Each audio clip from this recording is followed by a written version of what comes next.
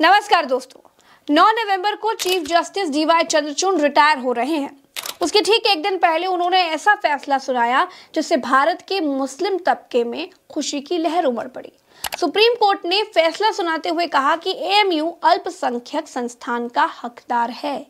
Chief justice DY Chandrachud ने कहा कि कोई भी धार्मिक समुदाय संस्थान की स्थापना कर सकता है।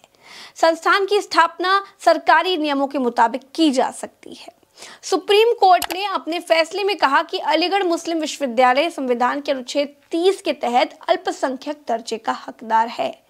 दोस्तों, जब भारत में मुस्लिमों के लिए नेगेटिव माहौल है, किसी भी चुनाव में जब मोदी से लेकर पूरी भाजपा मुसलमानों को टारगेट करके हिंदुओं के वोट चाहती है, जब झारखंड और महाराष्ट्र के चुनाव अनाउंस हो चुके हैं, जब दोनों चुनाव हिंदू मुसलमान के नाम पर बीजेपी लड़ रही है, जब बीजेपी मस्जिद में शिवलिंग के दावे से ताजमहल को शिवालय बताकर मस्जिदों पर लगे लाउडस्पीकर की बात करके हिंदू वोटरों को खुश करने का प्रयास करती है, तब सुप्रीम कोर्ट का अलीगढ़ मुस्लिम यूनिवर्सिटी को अल्पसंख्यक दर्जे का करार देना नफरत के सूखे रेगिस्तान में बारिश की एक बूंद की तरह है। आज का जो फैसला है वो बेहद महत्वपूर्ण है। संविधान में पहले से ही प्रावधान है, आर्टिकल 25 से लेकर के 30 तक अल्पसंख्यकों के विशेष अधिकारों से संबंधित है। उनकी संस्कृति, उनके शिक्षण संस्थान, उनकी भाषा, और ये भी ध्यान रखे जाने की बात है कि अल्पसंख्यक का मतलब केवल धार्मिक रूप से अल्पसंख्यक नहीं है, वो भाषाई अल्पसंख्यक भी हैं। तो दक्षिण भारत के संस्कृति और भाषा है वो भी इन्हीं आर्टिकल्स के जरिए संरक्षित होती है। उसी तरह से जो अल्पसंख्यक संस्थान है, चाहे वो सिख धर्म से जुड़े हुए हों, चाहे इस्लाम से जुड़े हुए हों या क्रिश्चियन से जुड़े हुए हों, उनको संरक्षण प्राप्त है बाकायदा संविधान के जरिए।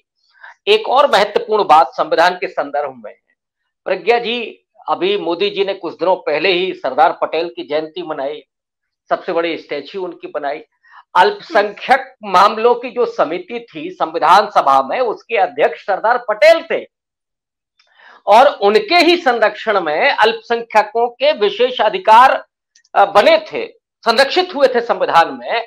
लेकिन ये दरअसल सरदार पटेल का नाम बेचते हैं। इनको सरदार पटेल के विचारों से कोई लेना देना नहीं है, उनके भावनाओं से कोई लेना देना नहीं है। तो आज मुंह की खानी पड़ी। जो आप लगातार चिल्ला रहे थे कि साहब उसका माइनॉरिटी का दर्जा खत्म होना चाहिए और अलीगढ़ मुस्लिम यूनिवर्सिटी हो, अभी जामिया को लेकर के भी सवाल है, मदरसों को लेकर के लगातार इल्जाम लगते रहे, आरोप लगते रहे। आरोप नहीं, अगर आपके पास कोई सबूत है तो उसको पेश करिए कि साहब मदरसे ये कर रहे हैं।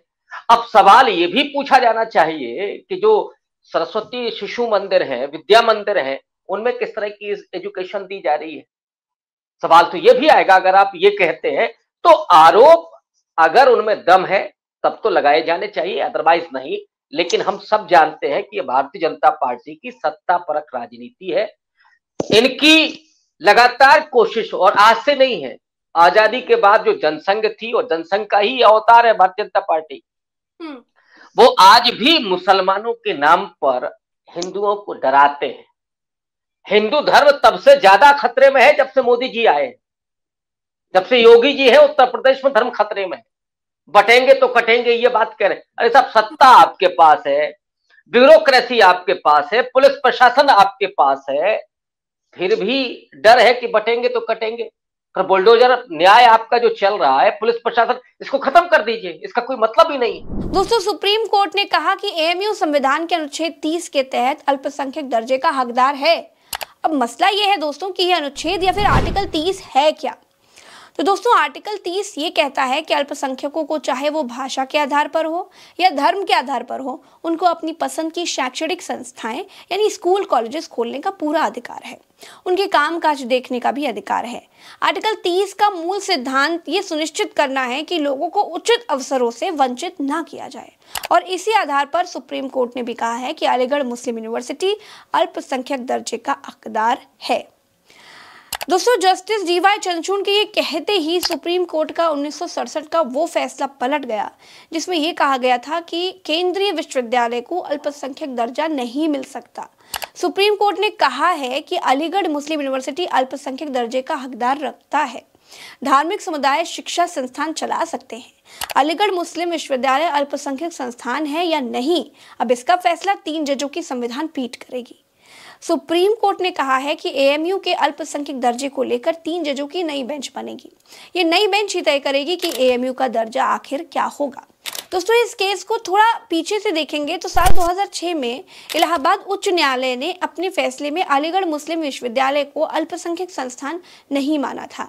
हाई कोर्ट के फैसले के खिलाफ सुप्रीम कोर्ट में याचिका दायर की गई, जिस पर सुनवाई के दौरान साल 2019 में सुप्रीम कोर्ट की 3 जजों की पीठ ने मामले को 7 जजों की पीठ के पास भेज दिया था।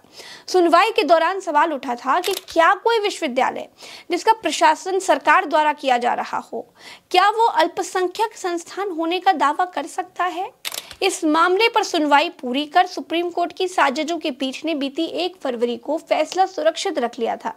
अब अपने फैसले में सुप्रीम कोर्ट ने साल 1967 के फैसले को पलटते हुए स्पष्ट कर दिया है कि कानून द्वारा बनाए गए संस्थान को भी अल्पसंख्यक दर्जा मिल सकता है। हालांकि अंतिम फैसले के लिए पीठ ने मामले को नियमित पीठ के पास भेज दिया है। साल 1967 में अजीत बादशाह बनाम भारत गणराज्य मामले में सुप्रीम कोर्ट की 5 जजों की पीठ ने भी अलीगढ़ मुस्लिम विश्वविद्यालय का अल्पसंख्यक दर्जा खारिज कर दिया था।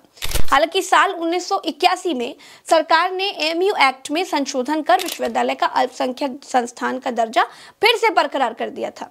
अपने 1967 के फैसले में सुप्रीम कोर्ट ने कहा था कि जो संस्थान कानून के मुताबिक स्थापित किया गया है वो अल्पसंख्यक संस्थान होने का दावा नहीं कर सकता। दोस्तों, 1967 का फैसला पलटने के बाद अलीगढ़ मुस्लिम यूनिवर्सिटी में खुशी का माहौल है। अलीगढ़ मुस्लिम यूनिवर्सिटी की वाइस चांसलर नईमा खातून ने कहा, हम फैसले का सम्मान करते हैं, हम इंतजार करेंगे और अपने एक्सपर्ट से बात करेंगे कि आगे क्या किया जाए। हमारे पास कानूनी सलाहकारों की टीम है, हम उनसे भी विचार विमर्श करेंगे। ऑल इंडिया शिया पर्सनल लॉ बोर्ड के प्रवक्ता और महासचिव यासूब अब्बास ने कहा है कि अल्पसंख्यक दर्जे की अपनी अहमियत और ताकत होती है, क्योंकि उसमें किसी की दखल अंदाजी नहीं होती है। जहां तक 3 जजों की बेंच का सवाल है तो मेरे हिसाब से वह बहुत अच्छा फैसला लेगी और वे भी अल्पसंख्यक दर्जे को बरकरार रखने का ही फैसला करेगी।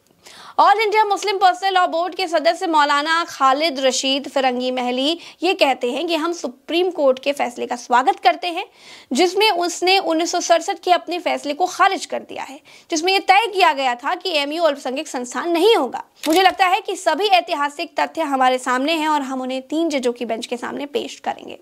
दोस्तों, जाते जाते चीफ जस्टिस डीवाई चंद्रचूड़ ने सुप्रीम कोर्ट का 1967 का फैसला पलट दिया है। चंद्रचूड़ को कुछ समय से ये चिंता भी सता रही थी कि इतिहास उनको किस तरह से याद रखेगा। चंद्रचूड़ जाते जाते इतिहास बनाना चाहते हैं।